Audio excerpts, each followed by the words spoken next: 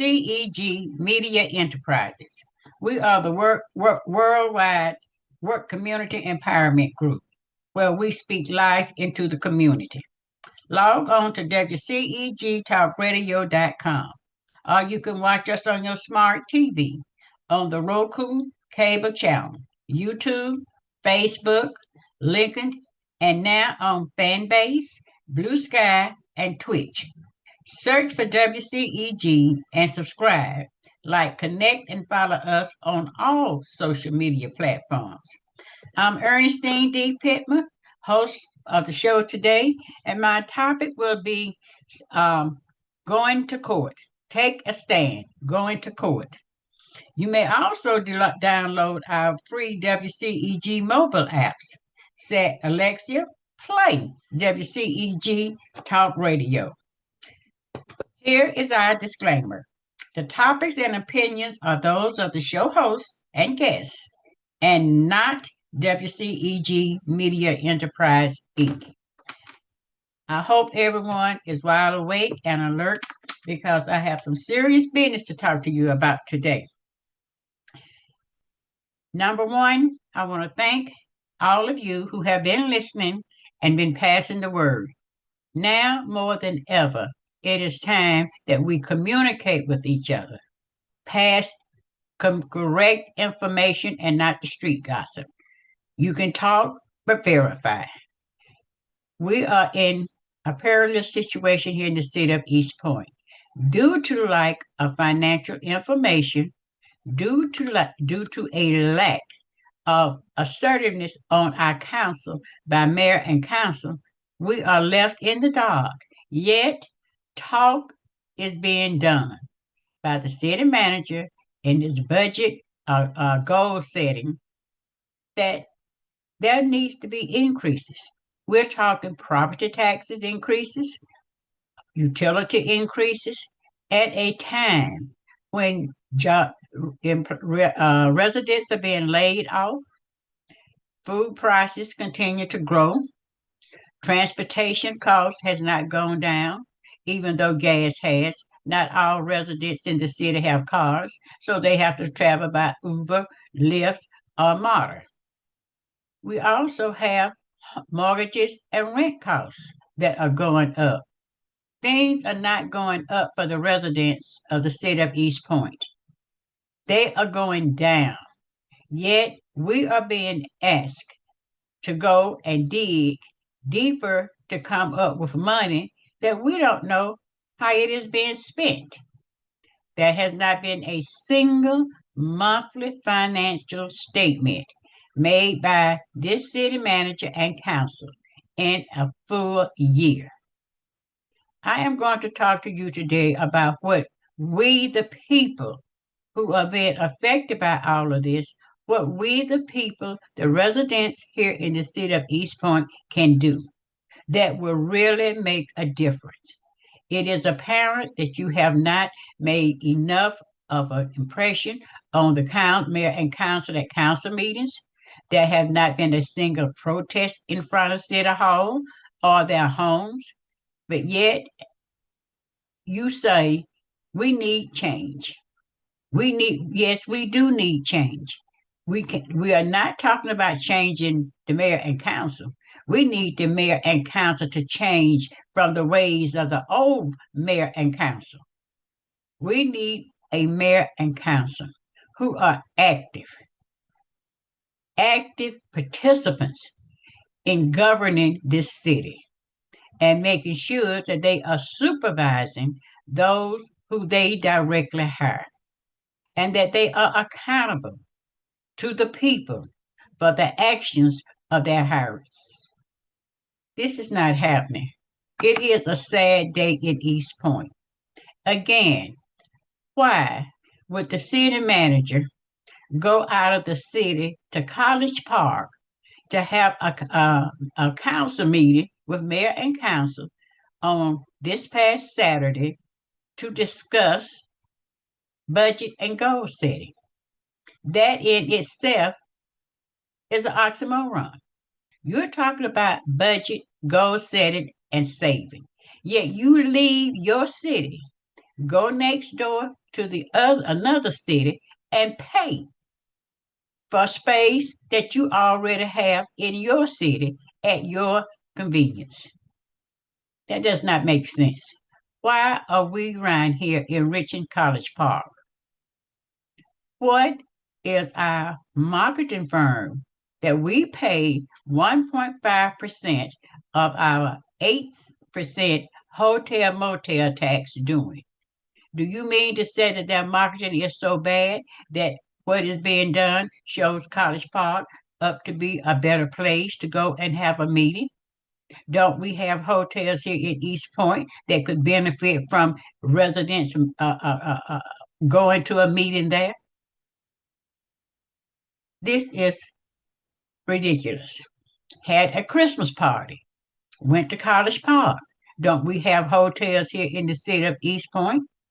Do we want our hotels to leave or close down or cut back because we, the government here in the governing body here in East Point, leave the city to go elsewhere for a meeting? This is bad, and it is time that we put a stop to it. Mayor and council, you need to get the message from the people that your actions are deplorable. They show our city up in a bad light. It costs the taxpayers in this city money. It takes resources from the residents who badly need them and elsewhere. And then you sit up and talk about we are having deficits. The residents not costing these deficits to happen. They haven't even gotten a monthly financial statement to know what it is you're talking about. We don't know where it is being said that water and sewer is $10 million in debt. We have a SPLOST for water and sewer. And our anticipated revenue from that SPLOST was $34 million a year. Now, have we spent the $34 million this year? Did we go over budget last year because it's a 5-year project? We don't know. No one has provided us with that information. You said stormwater utility is in a deficit for $4 million. How is that happening? When you sat up there and twirl your thumbs about a $9,000 sinkhole that grew into 3 sinkholes over a period of 1 year because you just said it didn't wanted the resident to pay $3,000. And then in a January 26 memorandum, the city managers sent to mayor and council talking about saving money. And the first thing he starts off with employees, gift cards, and entertainment and all.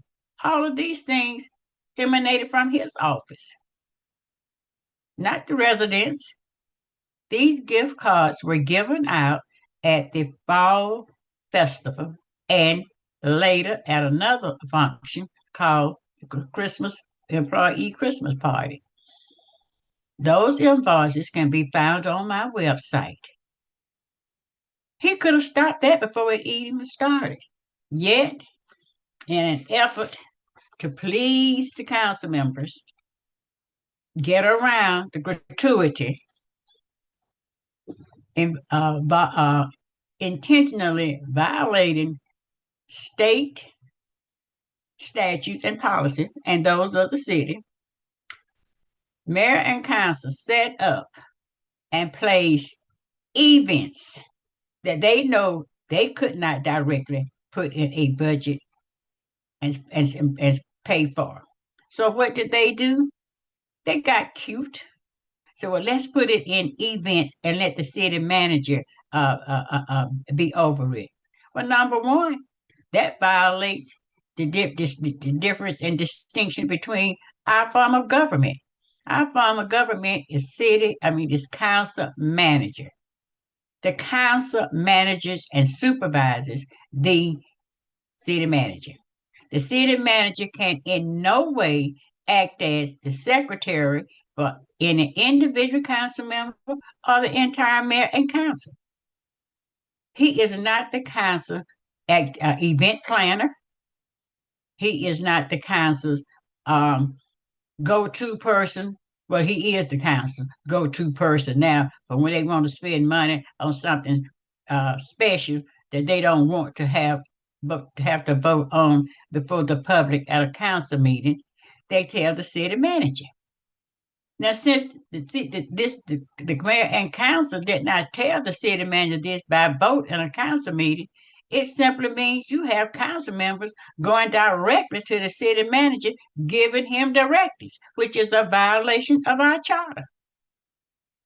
And he wants to talk about non-essential spending. Well, why did he agree to this spurious plan of events that total $943,500? That is how much money that was put aside in this event allocation in the budget.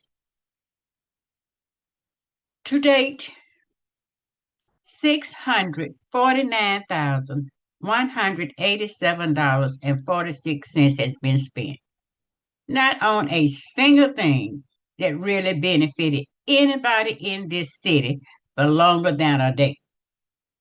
It is ridiculous. And paying $150,000 for a council stage.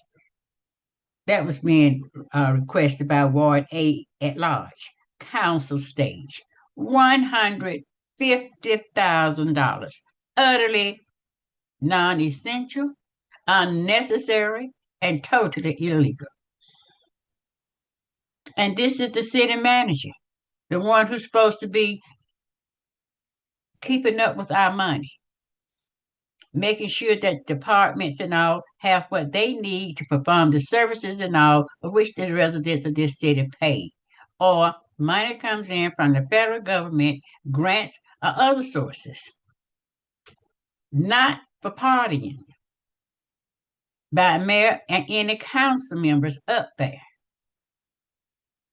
The first thing the council needs to do on Monday night when we have council meeting, they need to defund the events and transfer that money to where it's supposed to be in the budget in the non-departmental allocation.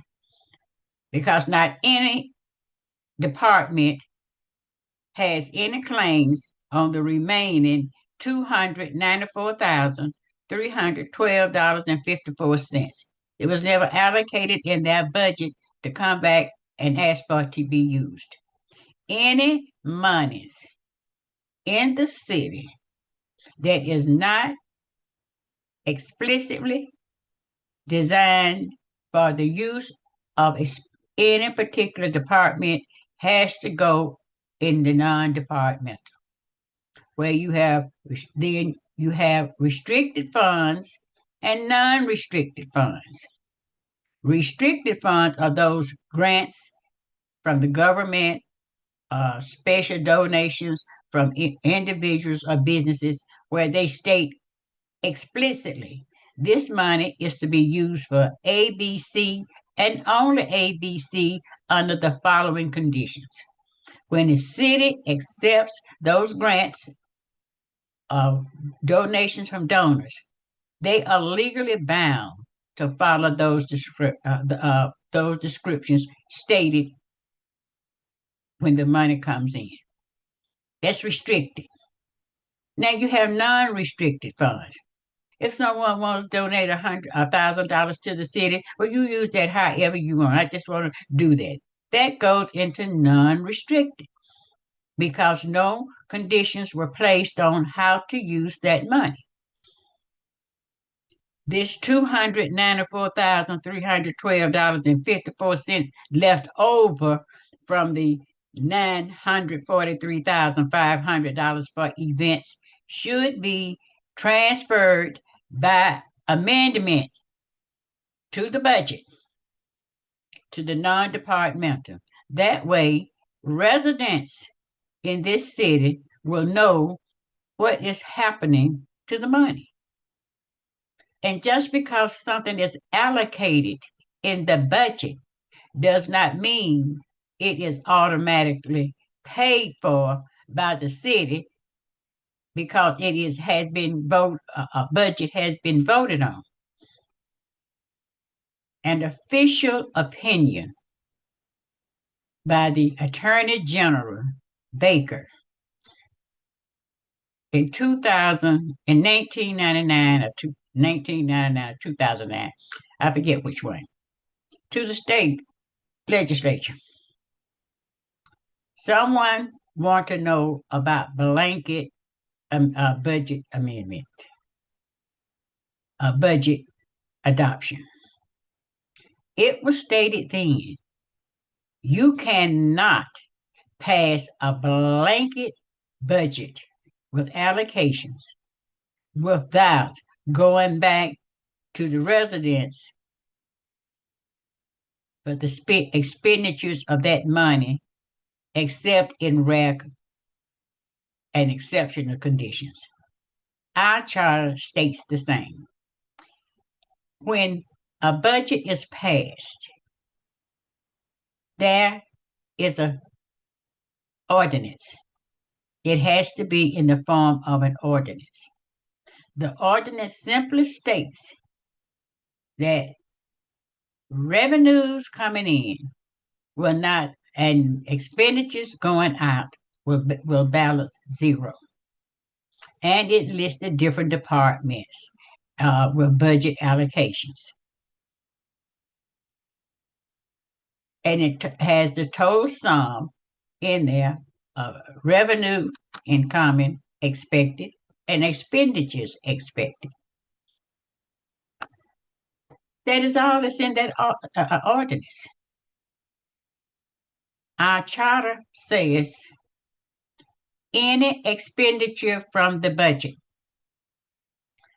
does not have to come back before mayor and council. The city manager has the authority to spend any allocated funds for multi-year contracts because the original contract has already been voted on and it was voted to cover more than 1 year. So that's already has been approved by mayor and council. Your bond debt, that is in a contract. That's multi-years. $42 million for the city hall has to be paid off over time. So whatever that amount is each year as specified in the contract, the city has to pay it. Then you have other, if there are extended lawsuits or what have you that says multi-year, whatever, I have no idea. But if it's multi-year, taxes that we have to pay, then those have to be paid. Any bond debt engaged has to be paid. Otherwise, anything over a certain amount that has gone to the the purchasing director to make sure that that amount does not exceed the $12,500 and that $12,500 expenditure is being paid for in accordance with all the rules and regulations of the city of East Point, meaning that is this a sole service provider for this? Is this 12,500 is for the same purpose that was given 3 weeks ago, and here's another 12,500 getting around the that's $2,500,000 instead of 12,500. They broke it up into two payments. That is why we have laws on the books. Not a single event that was paid out by the city manager that ended up totaling $649,187.46 ever came before the council. You had Wind Down Wednesday, $400,000. That definitely should have come before the council. That's more than 12,500. Community gatherings, $25,000. No, no, no, no, no, no. No, no, no, no, no. When it comes to what obligations and responsibilities that entails spending money by the mayor or council member, that is clearly stated out by the state. And it says they have to have the same benefits as any employee of the city. They are entitled to a salary. If the salary is given, then all of them are entitled to a salary. The state defines when and how these salary increases can or may occur. But it also comes in there about what other benefits, financial benefits, that council members and mayor what elected officials can use.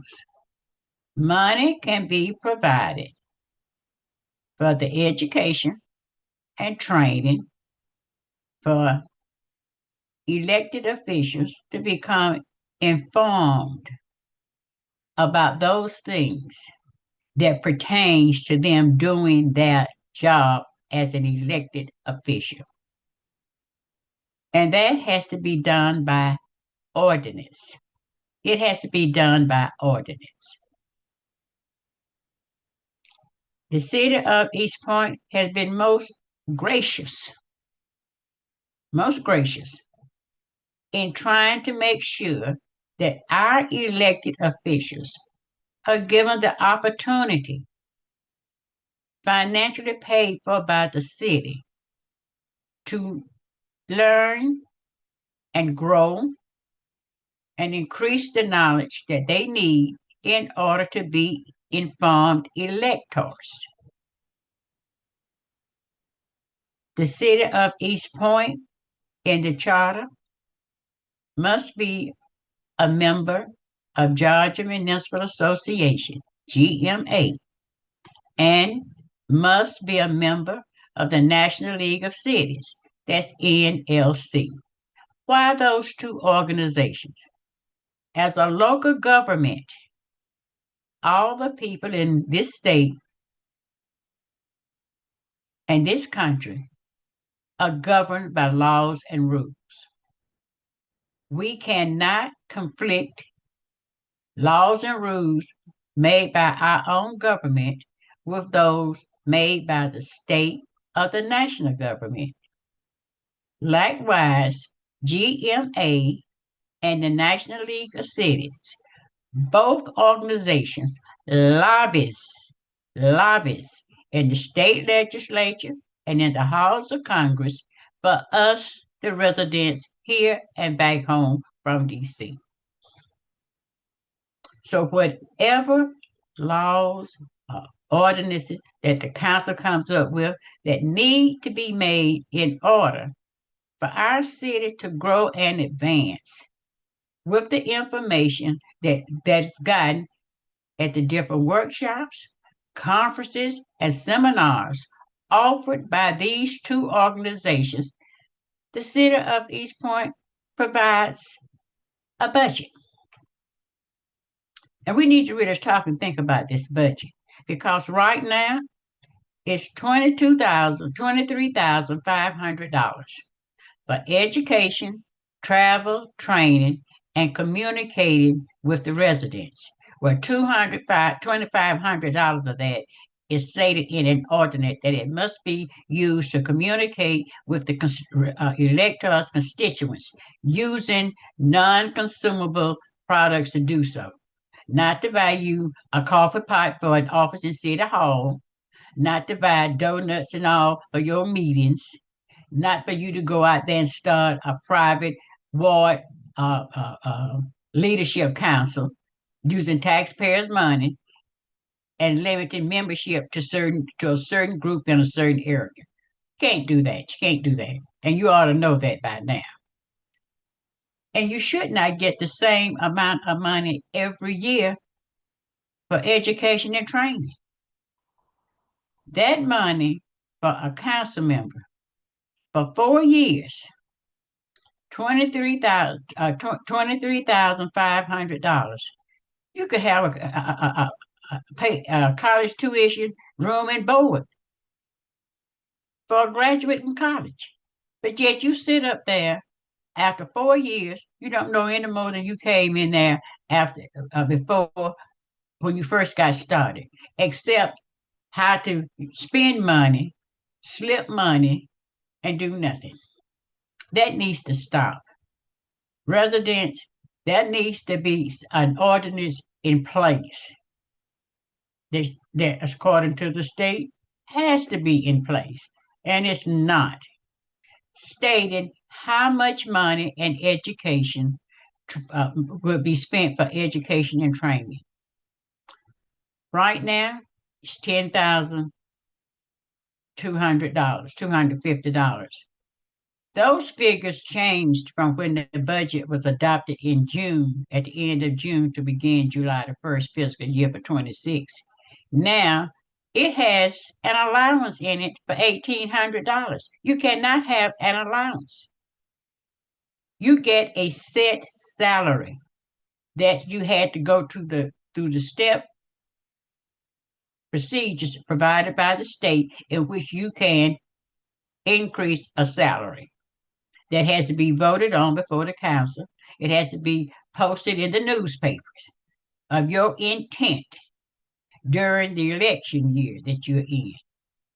That was not done.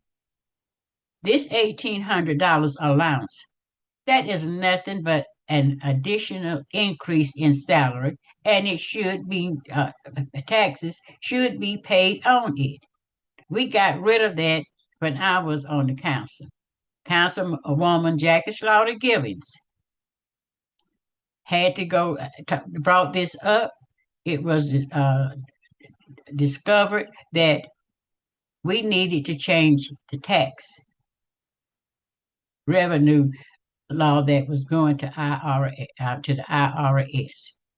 That $1,800 was there on everybody's salary at the end of the year W-2 form as salary, unless during the course of the year you provided receipts for your mileage, your food, or whatever it is that you used it for on city business. Then that was subtracted out and you had to pay taxes on the rest. Well, we said, no, we don't want to have any dealings with the $1,800 because some people like me and others, we didn't nickel and dime the city and had that extra there. So in order to remove it, the city went through the process and it was removed. No allowances in the city of East Point. So council, mayor, and council, that's coming. That has to go the way of the wind.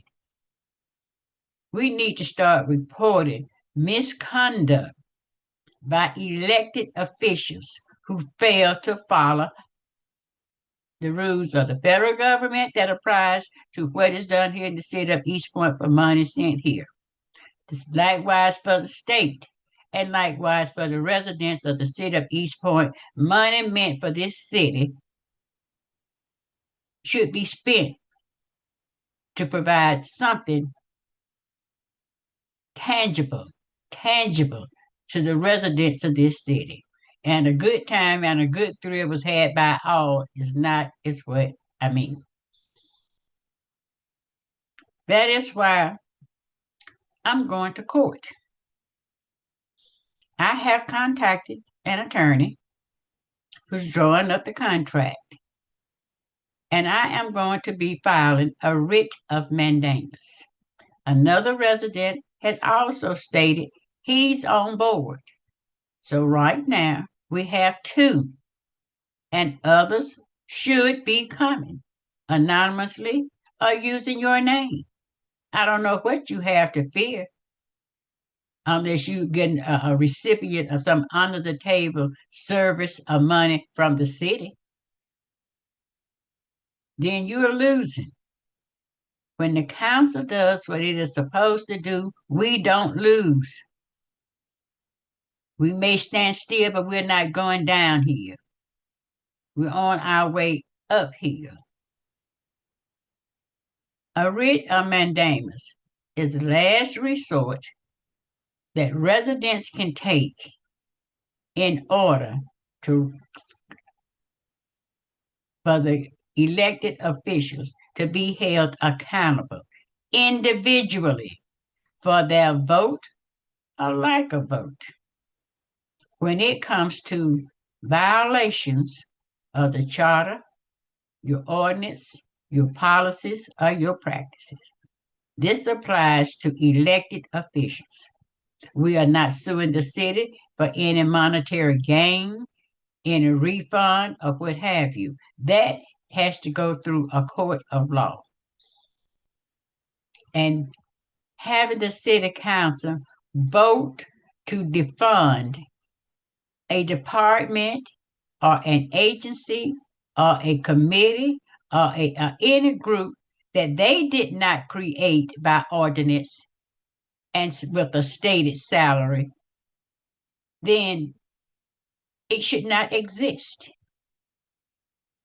No money should be allocated to pay any salaries, any benefits. And in the January 26th memorandum that the city manager sent out to mayor and council for this illegal meeting they had on the past Saturday, it was stated in there that the DEI $93,000. That's a lie. How many people are over there in that office working full time, drawing a check for full time work with benefits, just like any other employee? Maybe that's the head person's salary, but it is certainly not the salaries of the other two people plus that person with benefits that we have to pay for. That needs to be defunded. It was never created or established by mayor and council. Yet money was allocated in the budget. That is why you cannot use budget allocations to fund anything except those things that are listed in the charter that have to be automatically done by the city manager. And if they exceed $12,500, they have to come back before council. If $12,500 are below, it has to go still through the purchasing director. Otherwise, you're breaking a $48,000 project you want to do. You go break it up into amounts, each one $12,000 or less. Same project, same thing you're doing, but you're getting around bringing that to council as an event or whatever, as a single item. Because when you do, you have to have backup for why this money is being spent, how it's going to be spent, who or where the money is going to go. We don't know here in this city in East Point. And do you know why we don't know? Because we don't have the proper people in place. By happenstance, I read an entire backup for an allocation to do for a project on the third Monday night's agenda. When I got down to the back sheet, I saw on there budget analyst.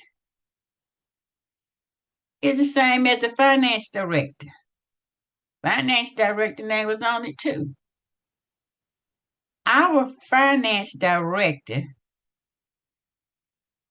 has 3 titles. the finance director, the budget analyst, and head of the customer care. Impossible for one person to do all of that. Impossible. Where are the people who need to be in those positions?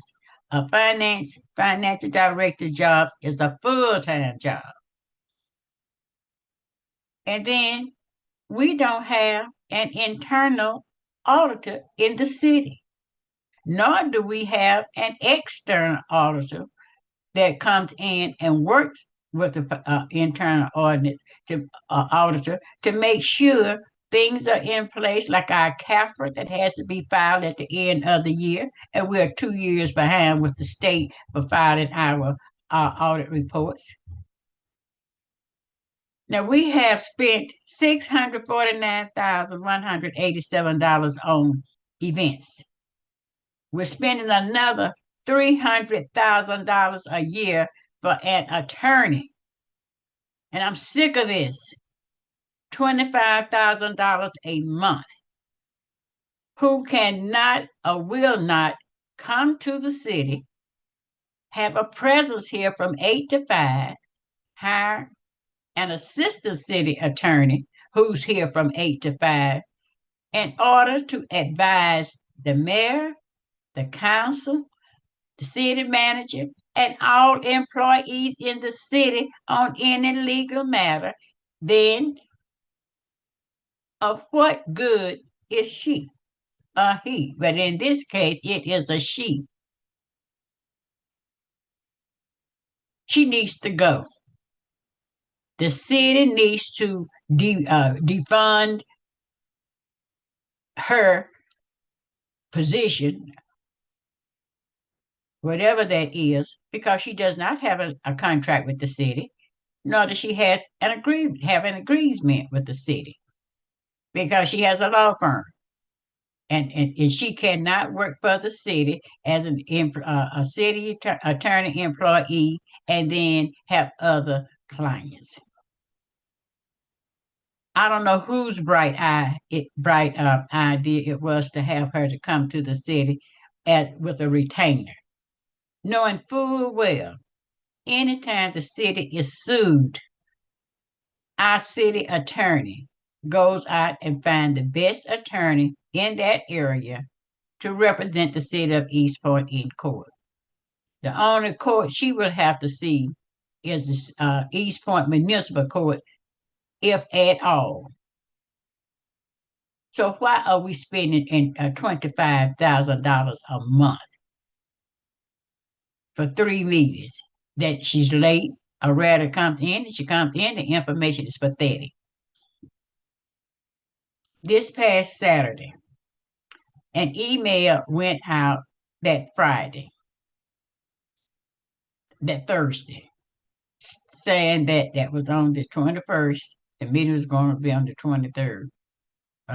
Well, anyway, a council meeting to be held in College Park to talk about budget goals and all for the upcoming budget. No name was on it. It came from the city clerk's office. Our charter is clear about meetings. Only mayor and council can call a council meeting. And if that meeting venue from the regular established place that's stated in January of each year and time changes, that has to be known and published. Any 3 council members can call a special call meeting giving 48-hour notice, with the name and place being the same as the regular meeting. Again, if any place venue is changed, that has to be published in our local paper. And that's not happening. That's why we go back to City Hall for all our special call meetings. The mayor and 2 council members can call a special call meeting at our regular meeting place, and they can change the time without having to have it published. The mayor may call an emergency meeting anytime an emergency occurs. It is stated what and the process and how this should happen. Nowhere in our charter does it say the city manager or any employee of the city in any position can call a council meeting with mayor and council, for mayor and council. In fact, no council member or employee of the city, to include the city manager, and no no elected official, to include the mayor, can go out and represent, saying that they are in the position of representing the city, or the position of any laws and all of the city, without a vote of council.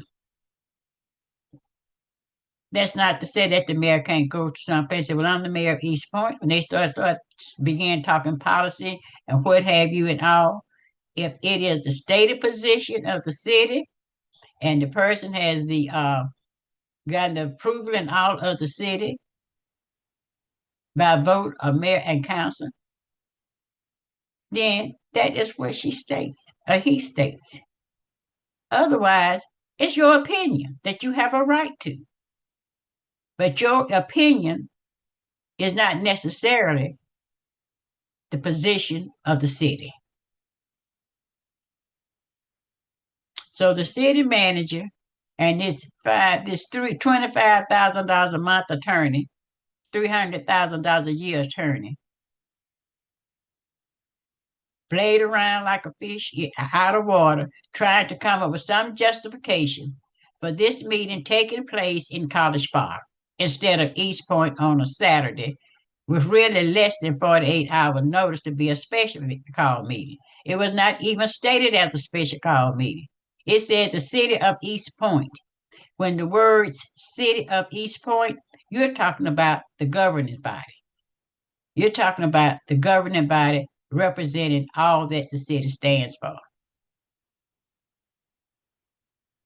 Trifle on down there to College Park, where we're trying to save money and cut, and instead of increasing debt on the residents, you over there in College Park. Now, why did that? What was the difference between a chair and a table in a hotel in College Park from that at the city council chambers or a hotel here in the East Point? Except it costs more there. We're already paying for what we have here. And now here's come additional costs, and you're talking about increasing on the residents of this city instead of decreasing. So when we go to court, I have a long list of things that clearly shows a violation of the council. Number one, we'll be asking the court to grant relief for these following violations of our charter, ordinance, and policies, and we will be very specific where this information is found, because that ought to help with the cost too. Number one, mayor and council should defund DEI. Mayor and council should defund the assistant manager position that was never created by them. That's a salary of $121,000. I have the information for those other salaries, but you know what, residents? I'm getting sick and tired of treating you like infants who can't follow Google, ask for an open records request on your own, or even go to where that information has been put up already on my website that cost me money, or someone money who sent me the open records request. This is a fight for all of us, because all of us will benefit or we will lose. Now, you need to do something. Now, We're going to defund DEI. That's over three folks working, over three employees working over there with benefits. You need to find out how much the city pays in benefits for each employee. If that comes to like 92%, when I left office, we were paying 92% of the person's salary for benefits. That meant if we had a person for $100,000, 92% of that is 92,000. So that $100,000 salary with benefits was actually $192,000. Did you know that? Well, it is. And that's true on all jobs that offer benefits. Part is paid for by the employer and part by the employee. But we, the residents here in the city, we're paying it all. The part for the employer, but we're not paying, and then a salary, the part that's paid for by the employee. So let's think about that when we said three people over there, not in positions created by mayor and council. You have another one, assistant city manager. He already has a deputy that is allowed. Every department head over there is an at-will worker with a contract, with benefits and perks that exceed those of the employees they supervise under them. These people are in charge for providing the services in the departments that they head. We are not New York, a metropolis. We are East Point. So with a city manager, a deputy city manager, a department head, and under that department head, some have assistant department heads, or whatever they want to call them, executive assistants, or what have you. You can't keep up with the money that is spent in that department so that you can provide a financial monthly statement to the residents of this city. Something is wrong because only the city manager can sign checks. Mayor and council vote on contracts. If I could keep up with contracts for the CIP, the $52 million that we spent, to come up and say $4 million here is being overpaid to the company that's managing it. They have exceeded the $7 million that the contract said they cannot exceed, and it's up to $11 million. Math doesn't lie. And when I could not find the purchasing orders in the city that I was told by federal attorney Sally Yates that I needed in order to say that the money had not been spent in accordance with proper procedures in the city. We couldn't find purchase orders. So we had a forensic audit done. And for this group company, CDM, they noted that for a full year, they were paid off the books. No way was I going to ever come up with $4 million on the books. There were two sets of books. This was when we had the city manager. That night, when the report was given, mayor and council fired CDM, and before the next council meeting, within days, the city manager resigned. Not all city managers are crooked. Not all council members are stupid or crooked. It just means we just have to be vigilant in accounting for the money that comes into our city and is spent, that it is spent in the proper way for our residents That is why we have a city and a governing authority called mayor and council. That is why they control the purse strings. Any allocation in the budget that is there and does not conflict with the exceptions in the charter, mayor and council can reduce that amount, transfer it out of that account department to another department, or close it down altogether. That's the power of the purse. So don't tell me stormwater has a deficit of $4 million, especially in the month when residents are paying residents on every tract of land in this city and commercially. Those that do not have um, the ponds, the drainage ponds, grassland only, are paying stormwater fees. Now, where did the money go? Where are the purchase orders? When I went through open records and inquired, I ended up with two that I chose to put on my website when I get around to it. I am tired of being the unpaid tutor or consultant for the city of East Point. For you paying a woman $25,000 to do the job. That $93,000 of water department work order was charged to the stormwater utility, stormwater management and utility. That has nothing to do with that. The water department has its own source of income. It is on your bill, whether a house has a tenant in it or not. That property has to pay for water, sewer, and electric base charges because those are offered by the city. Might have to even pay sanitation. That is offered by the city.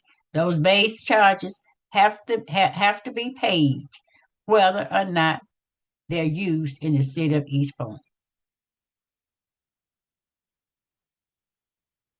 Residents, you can't afford to sit back and wait for me, a few others that I hadn't heard from, come up there and talk about this. On Thursday, I will be 80 years old. That's why I have on silver leaf today. I'm past the golden stage. I'm in my extraordinary silver stage that I left 25 years before becoming a golden girl. I just want you to know it's all right and it is okay to shake up things. Don't get in a funk. Don't stand still looking around like a deer with headlights coming toward you and you're afraid to move or say anything. What are you going to do? I already have more citations than any elected official in the city of East Point. Plus, I have more than all of them added together. I have more ethics violations on record than all the other combined. And what has become of these? Oh, I've been to court too. What has become of all of this? It didn't stop me. It is Black History Month. You need 90% of the city population. You need to look back to the past where people really did put their life on the line, risk their homes being burned, losing their jobs because they took a stand. What and why are you not standing on their shoulders, on their sacrifices, on their pain for the next generation? What are you doing as residents in this city? I encourage you to contact me. You have my information. I'm not giving it to you today. I will send it in an e-blast To the 300 of you who still get them, you can go to my website. I have all the information on there on how you can listen and view WCEG every week that I'm here. That's the second Tuesday and the fourth Tuesday of the month. I am thankful and grateful for the opportunity that has been afforded to me by Miss Penny Rogers and her staff. And you need to be gracious enough to do what you can as a resident to make sure that the city is handling the money and spending it wisely. I will be posting on my website after the link I have given you for you to go and view. If you have any questions, you can forward them back to me on the link that has this link for today's program. God bless you and goodbye. Thank you.